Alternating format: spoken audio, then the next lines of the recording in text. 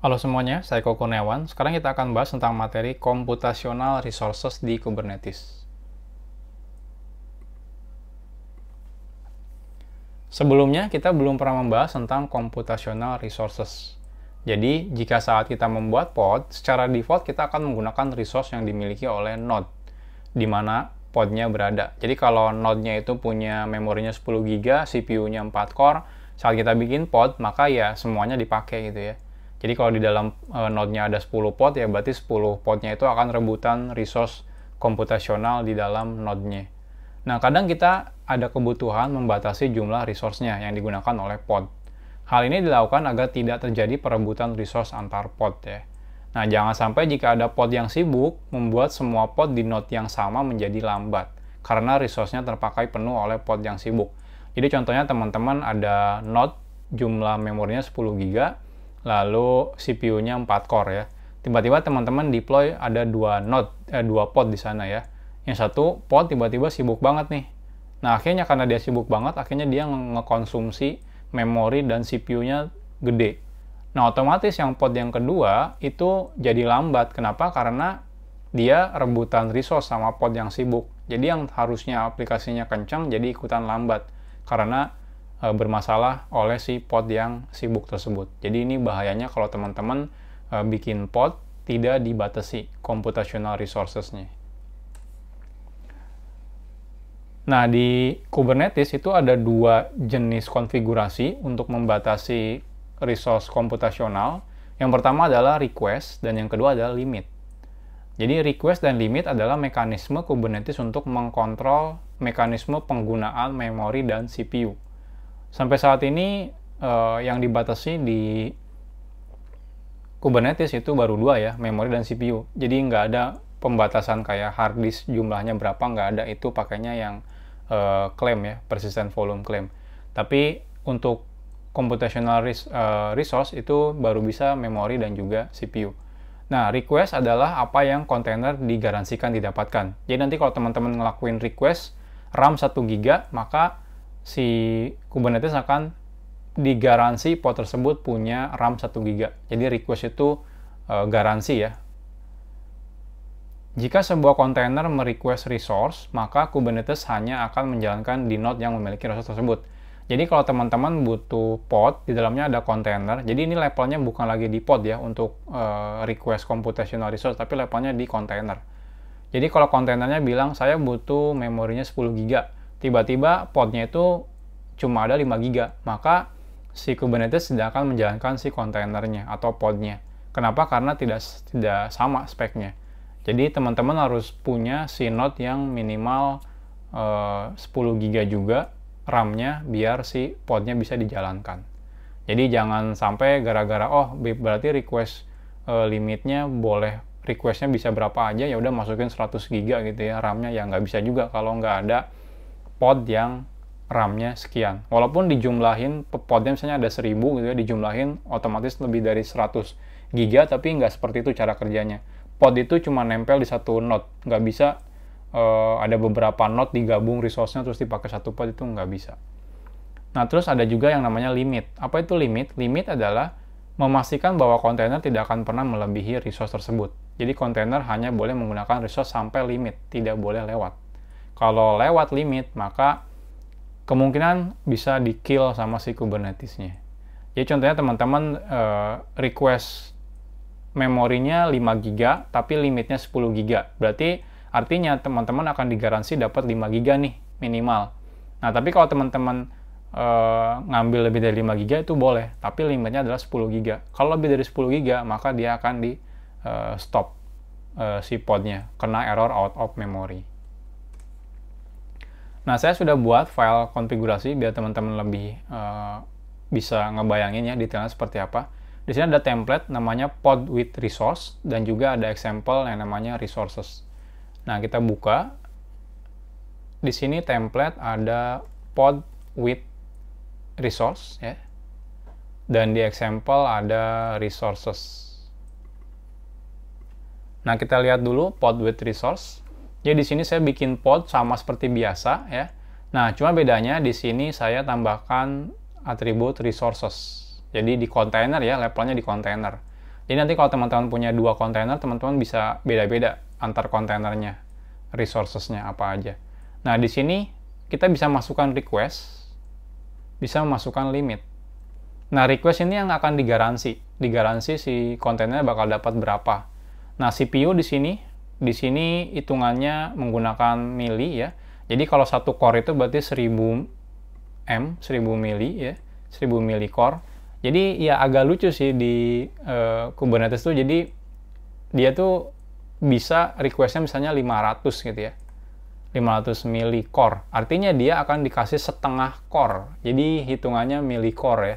Jadi ini menarik banget. Jadi kalau teman-teman punya 4 core, itu bisa dibagi menjadi 10 sebenarnya. Tinggal dikasih misalnya, oh ini 1/4 core, ini 1/4 core, ini 1/4 core, kayak gitu tuh bisa. Ya, contohnya ini 1000 mili core, artinya dia satu core ya, satu CPU core. Nah, di sini ada megabyte atau megabit. Nah, ini 250, artinya digaransi dapat 250 megabyte. Saya sendiri jarang pakai megabyte itu ada sih. Saya juga dulu awalnya apa ya megabyte. Jadi ada megabyte ya, megabyte to megabyte. Jadi 1 megabyte itu sama dengan 1,04 sekian megabyte. Jadi teman-teman nggak usah khawatir. Kalau teman-teman misalnya request-nya 250 megabyte, berarti dia sama dengan 262 megabyte. Seperti itu. Jadi ini megabyte. Nah, ini limitnya. Kalau limit itu berarti maksimal yang bisa diambil. Ini contohnya di sini 2 core, ini 500 megabyte. Nah, kalau misalnya teman-teman lebih dari 500 megabyte, maka si kontainernya akan di-kill, kena out of memory. Seperti itu. Nah, ini contohnya. Saya akan membuat deployment ya, deployment. Replikanya 3 ya. Selanjutnya di sini saya CPU request-nya 1 core, ini memori 1 giga. Ya, 1 megabyte berarti 1 gigaan lah, sekitar 1 gigaan lah. Nah, ini limitnya saya set juga maksimalnya sama, nggak masalah kalau sama juga ya. Tapi jangan lebih kecil, ini sama nggak masalah. Nah, saya bikin service, udah kelar. Jadi yang penting ada tambahkan resource. Nah, tapi sebelumnya kita harus cek dulu. Di sini saya cek dulu VirtualBox saya. VirtualBox saya untuk running Minikube settingnya prosesornya 2 core, base memorinya 4 GB. Nah, kita cek apakah sanggup menjalankan deployment yang tadi atau tidak. Sorry. Nah, ini deployment-nya butuhnya replikanya 3, artinya harusnya 3 core butuhnya. Sedangkan saya cuma punya 2 core. Kalau ini berarti totalnya dikali 3 replika, berarti totalnya 3 GB. Harusnya masih cukup yang tadi ya. Nah, tapi lebih detail kita lihat, kita coba. kubectl apply minf example resources. Selesai, kita cek kubectl get all. Sudah container creating, tapi yang 2 ini pending. Kita lihat. Nah, yang 2 ini pending. Ini pending. Nah, kebetulan karena ngepas banget kali ya. Jadi kan saya CPU-nya cuma ada 2 core. Sedangkan di sini 1 core sudah kepake ini. Ya mungkin 1 core yang lain udah kepake buat yang lain-lain lah ya. Buat service lah, dan yang lain-lain lah. Dan sebagainya. Nah, akhirnya ketika saya request lagi 1 core, ini nggak bisa. Karena udah nggak dapat lagi nih di node-nya.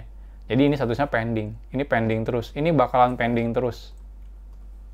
Ya. Sampai kapan? Ya sampai ada resource yang kosong. Jadi kalau node-nya itu nggak ada resource sama sekali, kita udah full. Ya statusnya bakal pending terus. Nggak akan mau nyala. Nah, biar lebih enak, kita sekarang coba turunin. Jadi dari 100 misalnya jadi 200 M. Ini juga 200 M. 200 mili ya. Berarti 1/5 core. Ini nggak apa-apa, 1 giga. Atau saya turunin deh biar lebih aman, 500. Selesai. Harusnya ini cukup lah ya. Kita coba. Apply minf example resources.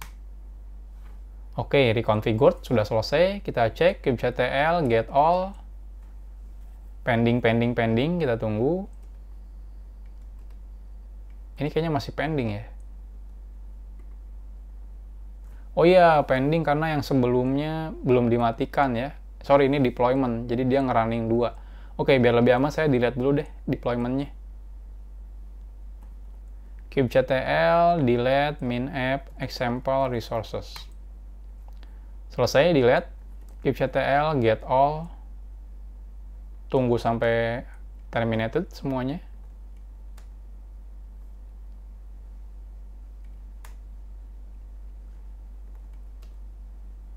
Agak lama.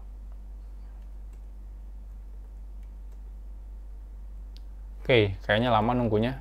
Lebih baik kita coba apply lagi. Apply min app example resources. Selesai, kita cek kubectl get all. Nah, ini container creating, tiga-tiganya. Kita cek. Nah, running, kayaknya sih harusnya running semua ya, karena sekarang resource-nya cukup. Jadi ini running, ini kita tunggu. Running sekarang. Nah, running semua. Jadi ini resource-nya sekarang cukup. Jadi kalau yang sebelumnya, karena dia satu core, jadi butuhnya 3 core, akhirnya karena saya cuma ada 2 core di Minikube node-nya, jadi dia nggak mau running. Nah, sekarang setelah saya turunkan, ini jadi 1/5 core, maka ini cuma butuhnya berarti 3/5 core ya. Jadi ini harusnya nyala.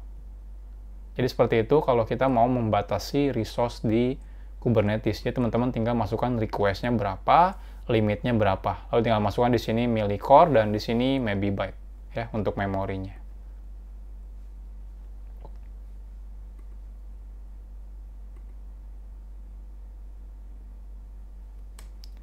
Next, kita akan bahas tentang horizontal pod autoscaler di Kubernetes.